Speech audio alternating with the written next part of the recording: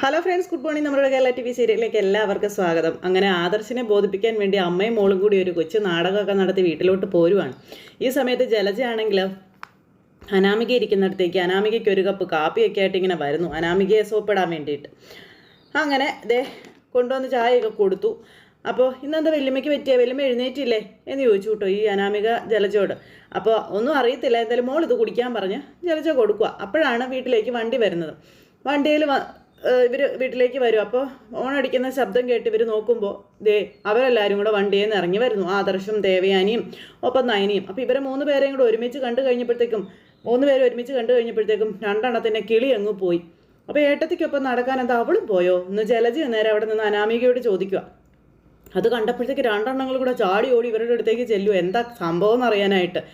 അപ്പോൾ അല്ല ഇതെന്തു പറ്റി, ഏട്ടത്തി ഇവൾക്കൊപ്പം നടക്കാൻ പോയോ എന്ന് ജലജ ചോദിച്ചപ്പോഴത്തേക്ക് നവ്യ ഇറങ്ങി വന്നു കേട്ടോ. രണ്ടുപേരും രണ്ടു വഴിക്കാണ് നടന്നത്. ഇവള് റോഡിലൂടെയും അമ്മ ഗ്രൗണ്ടിലൂടെയും എന്ന് ആദർശ് പറഞ്ഞു. അല്ല, മൂന്ന് പേരും കൂടി ഒരുമിച്ച് വന്നപ്പോൾ വെല്ലുമിക്കൊപ്പം ഇവരും നടക്കാൻ വന്നെന്നാണ് ഞങ്ങൾ വിചാരിച്ചതെന്ന് അനാമിക പറഞ്ഞു. അത് കേട്ടപ്പോൾ അല്ല അങ്ങനെ ഇപ്പം നടന്നാൽ എന്താ കുഴപ്പമൊന്ന് നവ്യ ചോദിച്ചു. പറഞ്ഞിട്ട് നിൽക്കും അനാമിക. എനിക്കിഷ്ടമല്ലാത്ത മരുമകൾക്കൊപ്പം ഞാൻ എന്തായാലും നടക്കാൻ പോകത്തില്ല എന്ന് ദേവയാനി അവിടെ വെച്ച് ഇങ്ങനെ പറയാം. ഞാൻ അന്നേരം ഒന്നും അല്ലാത്ത പോലെ ഇങ്ങനെ നിൽക്കുകയാണ്. പിന്നെ ഞാൻ നടക്കാൻ പോയത് അറിഞ്ഞിട്ട് ഇവള് മനഃപൂർവ്വം ഇവനെയും കൂട്ടി വന്നതാണോ എന്ന് എനിക്ക് നല്ല സംശയമുണ്ടെന്ന് ദേവയാനി പറയുമ്പം അതിന് അമ്മയും നയനിയും രണ്ടിടത്തല്ലേ നടക്കാൻ പോയത്, ഇവള് രാവിലെ എഴുന്നേറ്റ് പോയത് ഞാൻ കണ്ടിട്ട് പോലും ഇല്ലല്ലോ എന്ന് ആദർശ് പറഞ്ഞു. വല്യമ്മ പോകുന്നത് കണ്ടിട്ട് പിന്നാലെ വന്നതായിരിക്കും ഇവരെന്ന് അനാമിക പറയുമ്പോൾ, അങ്ങനെ അമ്മ പോകുന്നത് കണ്ടിരുന്നെങ്കിലേ ഞാൻ ഉറപ്പായിട്ടും പിന്നാലെ പോയേനേ എന്ന് നയനെ അന്നേരം അവളോട് പറയുക. നാളെ മുതൽ കാണുവാണെങ്കിൽ അങ്ങനെ പോകാൻ തന്നെ എൻ്റെ തീരുമാനം. എന്താ അപ്പോൾ എൻ്റെ പിന്നാലെ നീ അങ്ങ് വരണ്ട, നിനക്കൊപ്പം നടക്കാനേ എനിക്ക് ഒരു താല്പര്യവും ഇല്ലെന്നും നയനെ അവിടെ ദേവയാനി അന്നേരം അവിടെ വെച്ച് പറഞ്ഞു. ചായ എടുത്ത് വെച്ചിട്ടുണ്ട്, പോയി കുടിക്കാൻ നോക്കാൻ പറഞ്ഞു ജലജ. അപ്പോൾ എനിക്ക് അപ്പച്ചേട്ട ചായ ഒന്നും വേണ്ട, അത് വിശ്വസിച്ച് കുടിക്കാൻ പോലും പറ്റില്ല എന്നും അമ്മ ചായ ഉണ്ടാക്കി തരുന്നെങ്കിൽ അത് മതി എനിക്കെന്ന് നയനെ അന്നേരം പറഞ്ഞു. അതും പറഞ്ഞിട്ട് നയനെ അകത്തേക്ക് കയറിപ്പോയപ്പോൾ ആദർശം പിന്നാലെ പോയി. അപ്പോൾ അവൾ പറഞ്ഞത് കേട്ടില്ലേ ഏട്ടത്തി അവൾക്ക് ചായ ഉണ്ടാക്കി കൊടുക്കണം പോലും എന്ന് വെച്ചാൽ അവളെ ഏട്ടത്തിനെ ജോലിക്കാരിയാക്കി കഴിഞ്ഞെന്ന് തിളപ്പിക്ക് എന്ന് പറഞ്ഞ് ജല ചെയ്ത് ദേവയാനിയോട് പറയുന്നത് കേട്ടപ്പോൾ നമ്മുടെ നവ്യ പറഞ്ഞു, അമ്മായിയെ നന്നായിട്ട് നിങ്ങളങ്ങ് തിളപ്പിക്കുക, എങ്കിലല്ലേ ഈ വീടിനകത്ത് വഴക്കുണ്ടാക്കൂ. അപ്പച്ചി പറഞ്ഞതിലും കാര്യമുണ്ടെന്ന് അനാമിക പറഞ്ഞപ്പം പിന്നെ നിന്റെ അപ്പച്ചി പിന്നെ നല്ല കാര്യം മാത്രമേ പറയാറുള്ളല്ലോ, അതും കേട്ട് ജീവിച്ചോളാൻ പറഞ്ഞു അനാമികയോട് നമ്മുടെ നവ്യ. സ്വന്തം മോനെ ഇവരൊരു വഴിക്കാക്കി, ഇനി നീയും അതിൻ്റെ പിന്നാലെ പൊക്കോളാനായിട്ടും നവ്യ പറഞ്ഞിട്ട് അവിടെ നിന്ന് അങ്ങോട്ടേക്ക് പോകുക. അതും പറഞ്ഞ് നവ്യ അവിടെ നിന്ന് പോയി കഴിഞ്ഞപ്പോഴത്തേക്കും ഞാനൊന്ന് ഫ്രഷ് ആവട്ടെ, രാവിലെ എന്തെങ്കിലും കഴിക്കാൻ ഉണ്ടാക്കണ്ടേന്ന് പറഞ്ഞുകൊണ്ട് ദേവയാനി അങ്ങ് കയറിപ്പോയി കഴിഞ്ഞപ്പോൾ ഇവർ രണ്ടുപേരും കൂടെ അങ്ങോട്ടും ഇങ്ങോട്ടും നോക്കിക്കൊണ്ട് ഇങ്ങനെ നിൽക്കുക കേട്ടോ. അമ്മായിയമ്മ മരുമകൾക്ക് ഇന്നലെ ജലദോഷം മാറാനായിട്ട് കഷായം ഉണ്ടാക്കി കൊടുത്തായിരുന്നു, എന്നെ കണ്ടപ്പോൾ ഒരു പതർച്ച ഉണ്ടായിരുന്നു എന്ന് ജലജ പറയൂ അനാമികയോട്. മൊത്തത്തിൽ എന്തൊക്കെയോ പൊരുത്തക്കേടുകളുണ്ടല്ലോ മോളെ. അതെനിക്കും തോന്നുന്നുണ്ട് അനാമിക അന്നേരം ജലജയോട് അവിടെ നിന്ന് പറയുമ്പോൾ എന്നും പറഞ്ഞുകൊണ്ട് ഏറ്റു എന്നുള്ള രീതിയിൽ ജലജ ഇങ്ങനെ കണ്ണും കലാശമൊക്കെ അവിടെ നിന്ന് ഇങ്ങനെ കാണിക്കുകയാണ്. എന്തായാലും ആ ഒരു സെറ്റപ്പും കാര്യങ്ങളെല്ലാം കഴിഞ്ഞ് പിന്നെ കാണിക്കുന്നത് അനാമിക വീട്ടിലേക്ക് വരുക കെട്ടും കിടക്കൊക്കെ ആയിട്ട്. അപ്പോൾ അമ്മ ഇറങ്ങി വന്ന് നോക്കുമ്പോൾ മകള് വന്ന് നിൽക്കുന്നു. ടാക്സിക്കൂലിയൊക്കെ കൊടുത്ത് മോളിങ്ങനെ വന്ന് വീട്ടിലേക്ക് കയറുന്നു ബാഗൊക്കെ ആയിട്ടെ. അപ്പം അങ്ങനെ വന്ന് നിൽക്കുന്ന മകളെ കണ്ടു കഴിഞ്ഞപ്പോഴത്തേക്കും അമ്മയുടെ ഉള്ളൊന്നാളി, ഇതെന്താ ഈ വിളിപ്പെണ്ണ് ഇങ്ങനെ വന്നേക്കണേ എന്നിങ്ങനെ ചിന്തിച്ചുകൊണ്ട് നിൽക്കുക. മോളെ വഴക്കിട്ടൊന്നും വന്നതല്ലല്ലോ അല്ലേ? എന്നും അതിനവിടെ വഴക്കല്ലേ, പിന്നെ പ്രത്യേകിച്ച് എന്താ ചോദിക്കേണ്ട കാര്യം ഇരിക്കുന്നത്. അപ്പോഴേക്കും വേണുചേട്ടനും വന്നു. ഞാനത് പറയാനൊന്നും അല്ല വന്നത്, ഇന്ന് പതിവില്ലാതെ വല്യമ്മ നടക്കാൻ പോയി, അതിൻ്റെ പിന്നാലെ അവരുടെ മരുമകളും പോയിരുന്നു. എന്നിട്ടോ മോളെ? എന്നിട്ടെന്താ, തിരിച്ച് ആദർശേട്ടൻ വന്നപ്പോൾ അങ്ങേരുടെ കൂരെ അമ്മായിമ്മയും മരുമകളും ഉണ്ടായിരുന്നു എന്നുള്ള കാര്യം ഇങ്ങനെ പറയുവാണ്. അച്ഛാ ഇനി അവർ ഒരുമിച്ചാണോ നടന്നതെന്ന് എനിക്ക് നല്ല സംശയമുണ്ടെന്ന് പറയുമ്പം അതിന് അവർ തമ്മിൽ ഒന്നിച്ചോ മോളെ?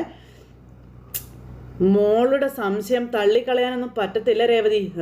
അനന്തപുരി തറവാട്ടിൽ ഇപ്പോൾ ഒരു ജോലിക്കാരി ഇല്ല എന്ന് പറഞ്ഞു കഴിഞ്ഞാൽ ആൾക്കാർ മൂക്കിൽ വിരൽ വയ്ക്കത്തില്ലേ? പിന്നെ അവിടെ വീട്ടു ജോലിക്ക് ഒന്നല്ല 2 പേരെങ്കിലും മിനിമം വേണ്ടതാ. ഇത് ആഴ്ചയിൽ ഒരിക്കലും ഒരു തീ വരുന്നുള്ളൂ, അതും പുറം പണിക്കും വീടടിച്ചു വരാനും മാത്രം. ബാക്കി പണിയൊക്കെ ചെയ്യുന്നത് ആദർശിൻ്റെ അമ്മ തന്നെയാണെന്ന് പറയുമ്പോൾ അത് ശരിയാണല്ലോ മോളെ. അവരിങ്ങനെ എല്ലാവർക്കും വേണ്ടി ഇങ്ങനെ കഷ്ടപ്പെടുന്നത് എന്തിനാണെന്നാണ് എനിക്ക് മനസ്സിലാകാത്തതെന്ന് പറഞ്ഞപ്പോൾ എല്ലാവർക്കും വേണ്ടിയല്ല, അവർ കൂടുതൽ കഷ്ടപ്പെടുന്നത് അവരുടെ മരുമകൾക്ക് വേണ്ടിയാണെന്ന് അനാമിക അന്നേരം പറഞ്ഞു. അച്ഛാ അവൾക്ക് ഇഷ്ടപ്പെട്ടതൊക്കെ ഏതു നേരം ഉണ്ടാക്കി വെക്കുന്നത്, അങ്ങനെയാണെങ്കിൽ വേണം കേട്ടാ. അമ്മായിമ്മയും മരുമകളും ആരും കാണാതെ സ്നേഹിക്കുന്നു എന്ന് നമ്മൾ സംശയിക്കണമെന്ന് പറയുമ്പോൾ വല്യമ്മയുടെ സംസാരം കേട്ടാലേ അങ്ങനെയൊന്നും തോന്നത്തൊന്നുമില്ല. എൻ്റെ മുന്നിൽ വെച്ച് എന്നെ പൊക്കി പറഞ്ഞിട്ട് അവളെ ആക്ഷേപിക്കാറുണ്ടെന്ന് പറഞ്ഞു അനാമികയെ. അന്നേരം ഇന്ന് അവർ നടക്കാൻ പോയിട്ട് വന്നതിന് ശേഷം ഒന്നിച്ചാണോ പോയതെന്ന് മോൾ ചോദിച്ചില്ലേന്ന് അമ്മ ചോദിക്കുമ്പം ഒന്നിച്ചല്ല അവർ പോയതെന്ന് ഞാൻ പറഞ്ഞില്ലേ. ആദ്യം വല്യമ്മയാ പോയത്, അതിന് ശേഷം അവൾ വീട്ടിൽ നിന്ന് പോവുമായിരുന്നു. എന്നാൽ പിന്നെ സംശയിക്കേണ്ട, അമ്മായിമ്മയെ സോപ്പിടാൻ വേണ്ടിയിട്ടാ മരുമോള് പിന്നാലെ പോയത്, അത് ഉറപ്പാ. തിരിച്ച് ദേവയാനി ചേച്ചി അവളെ എന്തെങ്കിലും പറഞ്ഞാലേ അത് മോൾ ഉൾപ്പെടെയുള്ളവർ കേൾക്കുമല്ലോ. ഇത് പുറത്ത് വെച്ചാകുമ്പോൾ വീട്ടിലുള്ളവരാരും കേൾക്കത്തുമില്ലല്ലോ, അതായിരിക്കും അവൾ ഉദ്ദേശിച്ചത്.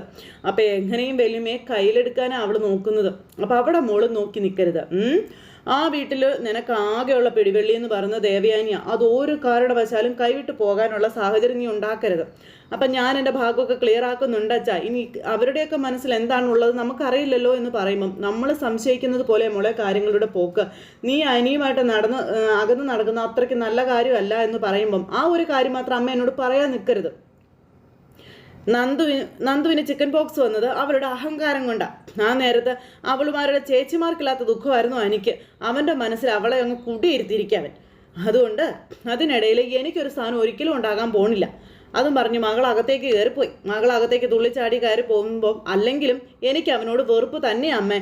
എങ്ങനെയെങ്കിലും അമ്മയും അച്ഛനും പറയുന്നത് പോലെ അനന്തപുരിയിലെ സ്വത്തിൻ്റെ ഒരു വിഹിതം കൈക്കലാക്കിയിട്ട് അവനോട് ബായ് പറഞ്ഞ് എനിക്ക് ഇങ്ങോട്ട് വരണം. എന്നിട്ട് മനസ്സിന് ഇഷ്ടപ്പെട്ട ആരെങ്കിലും കല്യാണം കഴിക്കണം. അവനുമായിട്ട് എന്തായാലും നല്ലൊരു കുടുംബജീവിതം എനിക്ക് പറഞ്ഞിട്ടില്ലെന്നും പറഞ്ഞുകൊണ്ട് മകള് അകത്തേക്ക് കയറിപ്പോണു.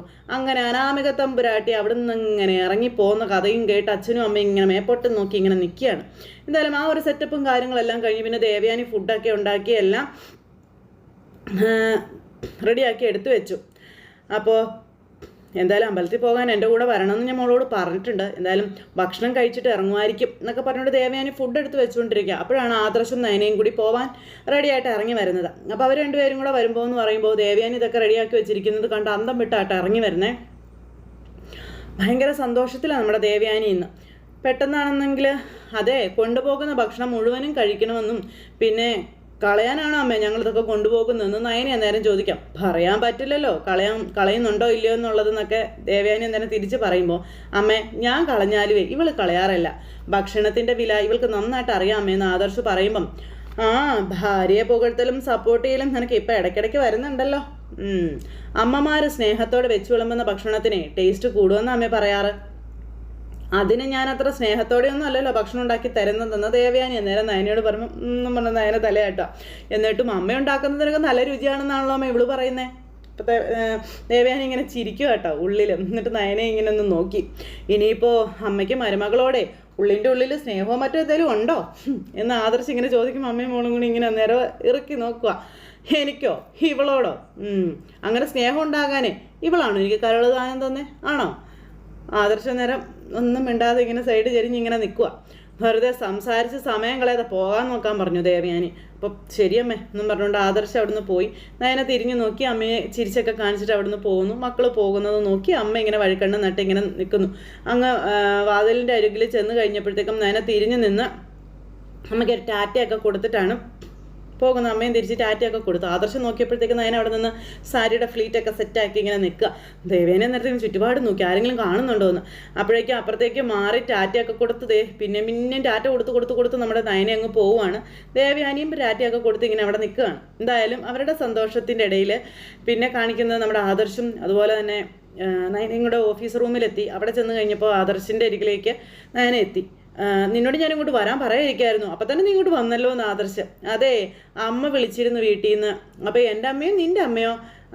ആദർശേട്ടൻ്റെ അമ്മ എന്തായാലും എന്നെ വിളിക്കത്തില്ലല്ലോ, എൻ്റെ അമ്മ എന്നെ വിളിച്ചതെന്ന് നയന പറയുമ്പോൾ എന്തെങ്കിലും വിശേഷമുണ്ടോ? അത് പിന്നെ അമ്മയ്ക്ക് കുറച്ച് പർച്ചേസ് ഉണ്ടെന്ന് പറഞ്ഞു. നിനക്കും കൂടെ പോണോ? പോയാൽ കൊള്ളാമെന്നുണ്ടായിരുന്നു എന്നിങ്ങനെ നയന പറയുമ്പോൾ എന്നാൽ പിന്നെ നീ പോയിക്കോളാൻ പറഞ്ഞു ആദർശ്. അപ്പം നയനയ്ക്ക് സന്തോഷമായി. അതെ നീ പർച്ചേസിന് തന്നെയല്ലേ പോകുന്നത്, അപ്പം ക്യാഷൊന്നും വേണ്ടേ? അതൊന്നും വേണ്ടാന്ന് പറഞ്ഞു നയനയെ. അങ്ങനെ പറഞ്ഞാൽ എങ്ങനെയാണ് ശരിയാവുന്നത്? ഇപ്പം പണമൊക്കെ അക്കൗണ്ടിലേക്ക് ട്രാൻസ്ഫർ ചെയ്യുക പതിവ്, ക്യാഷ് ആയിട്ടൊന്നും ആർക്കും കൊടുക്കാറുമില്ല. എന്നാലും ഇന്നത്തെ ദിവസം ആ ഒരു പതിവ് അത് ഞാൻ തെറ്റിക്കുകയാണെന്നും പറഞ്ഞ് ആദർശ് നയനയോട് പറയുവാണ്. ഇതേ എൻ്റെ സൗജന്യമൊന്നും അല്ല കേട്ടോ, നിൻ്റെ സാലറി ആണെന്നും പറഞ്ഞ് ആദർശ് നയനോട് പറയുമ്പോൾ നയന ഇങ്ങനെ അത്ഭുതത്തോടെ നോക്കുക. നീ ഇവിടെ ജോയിൻ ചെയ്തിട്ടേ 1 മാസമായി, എല്ലാവർക്കും സാലറിയൊക്കെ ട്രാൻസ്ഫർ ചെയ്ത് കഴിഞ്ഞെന്നും, പക്ഷേ നിനക്ക് ഞാൻ നേരിട്ട് തരാമെന്ന് വെച്ചതുകൊണ്ടാന്ന് പറയുമ്പോൾ ഇതൊന്നും എനിക്ക് വേണ്ട ആദർശേട്ടാ. അതെന്താ വേണ്ടാത്തത്? നീ എന്താ ഇവിടെ ഫ്രീ ആയിട്ടാണോ ജോലി ചെയ്യുന്നത്? ഇവിടെ ജോലി ചെയ്യുന്ന മറ്റാരേക്കാളും ശമ്പളം കൈപ്പറ്റാനുള്ള യോഗ്യത നിനക്കുണ്ട്, അതുകൊണ്ട് ഐശ്വര്യമായിട്ട് ഇതങ്ങ് വാങ്ങിക്കാൻ പറഞ്ഞു. അങ്ങനെ നിർബന്ധിക്കുക നമ്മുടെ ആദർശ്. നയനയാണെങ്കിൽ ആകെ പരിഭ്രമിച്ച് ഇങ്ങനെ നിൽക്കുക. വാങ്ങിക്കാൻ പറഞ്ഞു. അങ്ങനെ നിർബന്ധിച്ച് നയനയുടെ കയ്യിലേക്ക് ആ പൈസ നമ്മുടെ ആദർശ് വെച്ച് കൊടുത്തപ്പോൾ നയനയ്ക്ക് ഒത്തിരി അങ്ങോട്ട് സന്തോഷമായിട്ടോ. നയന ഇങ്ങനെ ആ പൈസയിൽ നോക്കി ഇങ്ങനെ നിൽക്കുക. അപ്പോൾ മൂർത്തീസ് ജ്വല്ലറിയുടെ ചീഫ് ഡിസൈനറായ നയനയ്ക്ക് കമ്പനിയുടെ MD തരുന്ന ആദ്യത്തെ സാലറി ആണെന്ന് പറഞ്ഞപ്പോഴത്തേക്ക് അദ്ദേഹം 2 കണ്ണിലും ഇങ്ങനെ വെച്ച് നമ്മുടെ നയനെ ഇങ്ങനെ ആ പൈസയെ ബഹുമാനിക്കുവാണ്. പിന്നെ ഇന്ന് നീ നിൻ്റെ അച്ഛനെ അമ്മയൊക്കെ കാണാൻ പോവല്ലേ, അപ്പോൾ അവർക്കൊക്കെ സന്തോഷമാവട്ടെ എന്നൊക്കെ പറഞ്ഞു. അപ്പോൾ നയനെ ഇങ്ങനെ ആദർശിനെ ദയനീയമായിട്ട് നോക്കുക. ഇതുകൊണ്ടാണ് രാവിലെ വന്നപ്പോൾ ഒരു സസ്പെൻസ് ഉണ്ടെന്ന് എന്നോട് പറഞ്ഞതെന്ന് ചോദിച്ചപ്പോൾ അതെ, ഇന്നത്തെ ദിവസം നിന്നെപ്പോലെ തന്നെ എനിക്കും സന്തോഷമുള്ള ഒരു ദിവസമാണെന്നും സ്വന്തം ഭാര്യയ്ക്ക് ശമ്പളം കൊടുക്കാൻ കഴിയുന്നതൊക്കെ ഒരു ഭാഗ്യമല്ലേ എന്നൊക്കെ ആദർശ് ഇങ്ങനെ ചോദിച്ചു. അപ്പോൾ ഇതെൻ്റെ ആദ്യ ശമ്പളം ആദർശേട്ടാ, അത് സത്യം പറഞ്ഞാൽ അത് ആദർശേട്ടൻ്റെ കയ്യിൽ ഏൽപ്പിക്കുകയല്ലേ വേണ്ടതെന്ന് നയനെ ചോദിക്കുമ്പം അതെന്തിനാ അങ്ങനെ? നീ അധ്വാനിച്ചുണ്ടാക്കുന്ന പൈസ അത് നിനക്ക് അവകാശപ്പെട്ടതാണ്, അതിൻ്റെ പങ്ക് പറ്റാൻ മറ്റാരും വരേണ്ട കാര്യമൊന്നുമില്ല. ഈ ദിവസം ഞാൻ ഡയറിയിൽ കുറിച്ചു വെച്ചിട്ടുണ്ട്, എൻ്റെ ഭാര്യയ്ക്ക് ആദ്യമായി ശമ്പളം കൊടുത്ത ദിവസമെന്ന് എഴുതിയിട്ടുമുണ്ട്.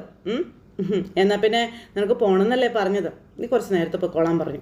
പിന്നെ നിനക്ക് എപ്പോൾ വേണമെങ്കിലും പോകാം വരാം, കാരണം നീ അർദ്ധരാത്രിയിലും വീട്ടിൽ നിന്ന് ജോലി ചെയ്യുന്ന ആളല്ലേ, അതുകൊണ്ട് നിന്നെ ഇവിടെ തളച്ചിടേണ്ട കാര്യമൊന്നും എനിക്കില്ല എന്ന് പറയുമ്പം ശരി ആദർശേട്ടാ, എന്നാൽ ഞാൻ പോയിട്ട് വരാവേ. അപ്പം ഞാൻ വരണോ? അയ്യോ വേണ്ട, ഞാൻ പൊക്കോളാം, ആദർശേട്ടനും ഇവിടെ തിരക്കൊക്കെ ഉള്ളതല്ലേ, ഞാൻ പോയിട്ട് വരാം കേട്ടോ എന്നും പറഞ്ഞു നമ്മുടെ നയനെ അങ്ങ് പോകണു. അപ്പോൾ ആദർശ് ഇങ്ങനെ നയനെ തന്നെ നോക്കിക്കൊണ്ട് ഇങ്ങനെ അവിടെ നിൽക്കുക, ഭയങ്കര ഇഷ്ടത്തോടെ സ്നേഹത്തോടെ. ഈ സമയത്ത് ദേവയാനി അവിടെ മകളെ വെയിറ്റ് ചെയ്ത് നിൽക്കുക. അപ്പോഴേക്കും മോളൊരു ഓട്ടോയൊക്കെ പിടിച്ച് അമ്മയുടെ അടുത്തേക്ക് വന്നു കഴിഞ്ഞു. അങ്ങനെ ഓട്ടോക്കൂലിയൊക്കെ കൊടുത്ത് അമ്മയും മോളും കൂടി ഇങ്ങനെ നിൽക്കുക. അപ്പോൾ മോള് വരുമെന്ന് എനിക്ക് സംശയമായിരുന്നു എന്ന് പറഞ്ഞുകൊണ്ട് ഇങ്ങനെ നിൽക്കുമ്പോൾ ഇന്ന് എനിക്ക് ആ ശമ്പളം തന്നമ്മേ ആദർശേട്ടൻ. മോൾക്ക് ശമ്പളം തരുന്ന ദിവസത്തെപ്പറ്റി മോളും മോളുടെ ആദർശവും മോളുടെ അച്ഛനും എന്നോട് പറയാതിരിക്കുമോ എന്നിങ്ങനെ അന്നേരം ദേവേനെ ചോദിക്കുക. പിന്നെ സസ്പെൻസ് കളയണ്ടെന്ന് വിചാരിച്ചാൽ ഞാൻ പറയാതിരുന്നെന്ന് പറഞ്ഞപ്പം ആദർശേട്ടനും എന്നോടൊന്നും പറയില്ല, പക്ഷേ ഞാനിത് നേരത്തെ അറിഞ്ഞതാണെന്ന് ദേവയാനി അന്നേരം പറഞ്ഞു. അതുകൊണ്ടാണ് ഇന്ന് മോൾ എൻ്റെ ഒപ്പം വരണമെന്ന് ഞാൻ പറഞ്ഞതെന്നും പറഞ്ഞു. അപ്പോൾ അത് പർച്ചേസിങ്ങിനല്ലേ അമ്മേ? പർച്ചേസിന് മുന്നേ നമുക്കിവിടെ ഒരു അമ്പലം വരെ പോകാനുണ്ടെന്ന് പറഞ്ഞു. അതിന് മുന്നേ അമ്മ എനിക്ക് കിട്ടിയ ശമ്പളം വാങ്ങണമെന്ന് നയന പറയുക ദേവയാനിയോട്. എൻ്റെ സാലറി എൻ്റെ ഭർത്താവിനാണ് കൊടുക്കേണ്ടത്, പക്ഷേ ആദർശേട്ടനല്ലേ എനിക്ക് ശമ്പളം തന്നത്, അപ്പോൾ പിന്നെ അത് തിരിച്ചു വാങ്ങിക്കത്തില്ലല്ലോ, അതുകൊണ്ട് അവൻ്റെ അമ്മ വാങ്ങിക്കണം എന്നാണ് മോള് പറയുന്നത്. മോളെ ഇത്രയും കഷ്ടപ്പെട്ട് വളർത്തിയതും പഠിപ്പിച്ചതും ഒക്കെ മോളുടെ അച്ഛനും അമ്മയല്ലേ, അപ്പോൾ മോൾക്ക് കിട്ടിയ ആദ്യ ശമ്പളം അവർക്കല്ലേ കൊടുക്കേണ്ടെന്ന് ദേവയാനി ചോദിച്ചു. അത് അച്ഛനും അമ്മയും വാങ്ങിയില്ല. പിന്നെ കല്യാണം കഴിഞ്ഞ പെൺകുട്ടികൾ ഭർത്താവിനെയും ഭർത്താവിൻ്റെ വീട്ടുകാരെയും സഹായിക്കണമെന്ന് ചിന്തിക്കുന്ന വീട്ടുകാരാ എൻ്റെ അച്ഛനും അമ്മയും. അപ്പം അതൊക്കെ അങ്ങനെ ആയിക്കോട്ടെ, പക്ഷേ ഇത് മോൾക്ക് ആദ്യമായിട്ട് കിട്ടിയ ശമ്പളമല്ലേ, അത് അവർക്ക് കൊടുക്കുന്നതിൽ യാതൊരു തെറ്റുമില്ല എന്നും പറയുക. നമുക്ക് ആദ്യം പറഞ്ഞ അമ്പലത്തിലേക്ക് പോകാം, അത് കഴിഞ്ഞ് മോളുടെ വീട്ടിലേക്ക് പോയിക്കോളാൻ പറഞ്ഞു. അപ്പോൾ പർച്ചേസിങ്ങോ വീട്ടിലേക്ക് പോയിക്കോളാൻ പറഞ്ഞതേ മോൾക്ക് കിട്ടിയ ആദ്യ ശമ്പളം മോളുടെ അച്ഛനും അമ്മയ്ക്കും കൊടുക്കാൻ വേണ്ടിയിട്ടാണെന്ന് ദേവയാനി നേരം പറഞ്ഞു, അല്ലാതെ അവിടെ താമസിക്കാൻ വേണ്ടിയിട്ടൊന്നും അല്ലല്ലോ എന്ന് പറഞ്ഞു കേട്ടോ. ശരി, അവിടുന്ന് ഭക്ഷണമൊക്കെ കഴിച്ച് സമയം കളയാതെ പെട്ടെന്ന് മോളെൻ്റെ അടുത്തേക്ക് വരണമെന്നും ദേവയാനി നയനോട് പറയണു. ഏതായാലും മോളിപ്പോൾ വണ്ടിയിലേക്ക് കയറാൻ പറഞ്ഞു. ഇതിപ്പോൾ നമ്മൾ ഏത് അമ്പലത്തിലമ്മേ പോകുന്നത്? അതൊക്കെ അവിടെ ചെല്ലുമ്പോൾ അറിയാം, കയറിക്കോളാൻ പറഞ്ഞു. അങ്ങനെ 2 പേരും കൂടെ വണ്ടിയിൽ കയറി പോവുക. അപ്പോൾ അങ്ങനെ വണ്ടിയിൽ കയറി 2 പേരും കൂടെ പോകുന്ന സമയത്ത് നമ്മുടെ നയനയും ദേവയാനിയും പിന്നെ മൊത്തത്തിലുള്ള കാര്യങ്ങൾ ചർച്ച ചെയ്യാനായിട്ട് തുടങ്ങി. അങ്ങനെ സംസാരിച്ചുകൊണ്ടിരിക്കുമ്പോൾ എനിക്ക് ശമ്പളമൊന്നും വേണ്ടായിരുന്നു അമ്മേ എന്ന് നയന പറയുമ്പോൾ ആദർശിൻ്റെ അച്ഛനും ഇളയച്ചനും ഉൾപ്പെടെ എല്ലാവരും സാലറി വാങ്ങിച്ച് തന്നെയാണ് വർക്ക് ചെയ്യുന്നത്. പിന്നെ MD ആയ ആദർശും സാലറി വാങ്ങിക്കുന്നുണ്ടല്ലോ, പിന്നെന്താ, പിന്നെ ലാഭവിഹിതം മൂർത്തീസ് ട്രസ്റ്റിൻ്റെ പേരിലാണെന്നും അതുകൊണ്ട് മോൾ എന്തായാലും കമ്പനിക്ക് ഫ്രീ സേവനമൊന്നും ചെയ്യണ്ടെന്നും ദേവയാനി മരുമകൾക്ക് പറഞ്ഞു കൊടുക്കുക. നിന്റെ കഷ്ടപ്പാടിൻ്റെ ഫലം അത് മോൾക്ക് കിട്ടിയിരിക്കണം മോളെ എന്നും പറഞ്ഞ് ദേവയാനി ഇങ്ങനെ നയനയെ ഇതാക്കിക്കൊണ്ടിരിക്കുക കേട്ടോ. അങ്ങനെ 2 പേരും കൂടി സംസാരിച്ചിങ്ങനെ പോണു. അങ്ങനെ പോയി ആ അമ്പലത്തിൻ്റെ പരിസരത്തും ഒക്കെ എത്തി. അങ്ങനെ അമ്പലത്തിൻ്റെ അവിടെ വന്നു കഴിഞ്ഞപ്പോൾ ഈ ഒരു സ്ഥലവും കാര്യങ്ങളൊക്കെ കണ്ടപ്പോൾ നയനയ്ക്ക് ആകെ ഒരു അത്ഭുതം. അമ്മ എന്ത് ഇങ്ങോട്ട് തന്നെ വിളിച്ചോണ്ട് വന്നോ എന്ന് ചോദിച്ചു. അപ്പോൾ മോള് മുൻപ് ഇവിടെ വന്നിട്ടുണ്ടോ? അപ്പോൾ പിന്നെ ഞാനും അമ്മയൊക്കെ മുൻപ് ഇവിടെ മാസപൂജ നടത്താൻ വരുമായിരുന്നു. ഇവിടെ വിശേഷപ്പെട്ട ഒരു പൂജയുണ്ട്, പ്രായശ്ചിത്ത പൂജ എന്നും പറഞ്ഞുകൊണ്ട് ഇങ്ങനെ നമ്മുടെ നയന പറയുക. പിന്നെ നമ്മൾ എന്തെങ്കിലും തെറ്റ് ചെയ്താൽ അത് ഏറ്റു പറഞ്ഞ് ഇവിടെ പൂജ ചെയ്താലേ ആ തെറ്റ് ദൈവം പൊറുക്കുമെന്ന അവിശ്വാസം എന്നുള്ള കാര്യമൊക്കെ പറയുമ്പം അപ്പം അതേപ്പറ്റിയൊക്കെ മോൾക്ക് അറിയാമല്ലേ എന്ന് നയനയോട് ദേവയാനി ചോദിച്ചപ്പം ഒരുപാട് ശക്തിയുള്ള ദേവി ഇവിടെ ഉള്ളതെന്നും പറഞ്ഞു നയന.